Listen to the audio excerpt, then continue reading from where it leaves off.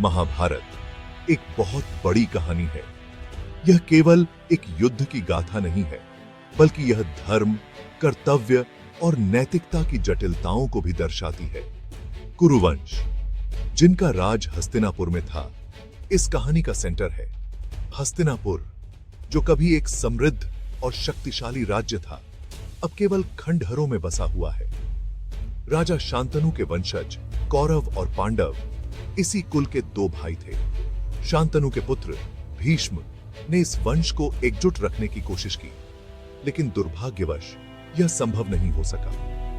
दुर्योधन, कौरवों में सबसे बड़ा, वो सिंहासन चाहता था। उसकी महत्वाकांक्षा और अहंकार ने उसे अंधा कर दिया था और उसने हर संभव प्रयास किया ताकि वह राजा बन सके। उसने अपने भाई पांडु के बेटों युधिष्ठिर, भीम, अर्जुन, नकुल और सहदेव से राज छीन लिया। पांडवों को धोखे से जुए में हराकर उसने उन्हें वनवास भेज दिया। इस लड़ाई से महाभारत शुरू हुआ। कुरुक्षेत्र की भूमि पर, जहां धर्म और अधर्म के बीच की रेखा धुंधली हो गई थी, एक महायुद्ध छिड़ गया। यह युद्ध केवल सत्ता के लिए नहीं था, बल्कि यह न्याय और सत्य की लड़ाई थी। कौरवों ने पांडवों को जुए में हराया। यह एक षड्यंत्र था, जिसमें कौरवों ने छल से पांडवों को फंसाया। धोखे से युधिष्ठिर ने अपना सब कुछ, यहां तक कि अपनी पत्नी द्रौपदी को भी दांव पर लगा दिया। युधिष्ठिर ने अपने भाइयों और राज्य को भी खो दिया। द्रौपदी का सबके सामने अपमान हुआ।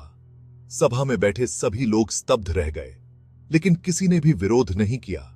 दुशासन ने उन्हें बालों से पकड़कर घसीटा। यह दृश्य अत्यंत क्रूर और अमानवीय था। द्रौपदी ने सबके सामने न्याय मांगा। उन्होंने भगवान कृष्ण को पुकारा और अपनी रक्षा की गुहार लगाई। इस घटना ने महाभारत के युद्ध को और बढ़ावा दिया। यह अपमान और अन्याय का बदला लेने के लिए पांडवों को प्रेरित करने वाला मुख्य कारण बना।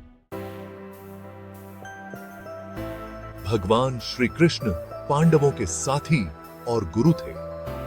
उन्होंने अर्जुन को गीता का उपदेश दिया। उन्होंने कहा, काम करो, फल की चिंता मत करो। उनका कहना था कि धर्म के लिए युद्ध जरूरी है।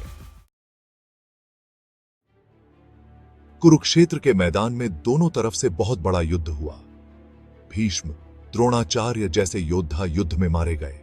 कर्ण, दुर्योधन का दोस्त, अर्जुन के हाथों मारा गया। आखिर में पांडव जीते।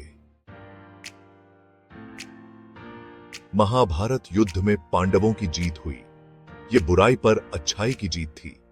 यह युद्ध हमें सिखाता है कि लालच, गुस्सा और घमंड का अंत बुरा होता है। सच्चाई और न्याय के लिए लड़ना हमारा काम है।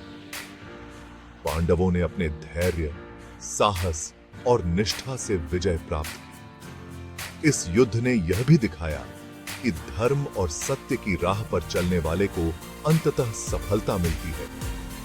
यह कहानी हमें प्रेरित करती है कि चाहे कितनी भी कठिनाइयां आएं, हमें अपने सिद्धांतों पर अडिग रहना चाहिए।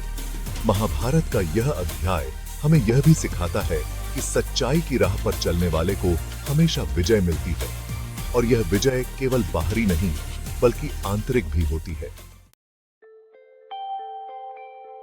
महाभारत सिर्फ एक कहानी नहीं है, यह जीवन को दिखाता है। यह हमें कर्तव्य, धर्म, न्याय और सच्चाई का महत्व समझाता है। आज भी हमें महाभारत से सीखना चाहिए और गलत के खिलाफ आवाज उठानी चाहिए।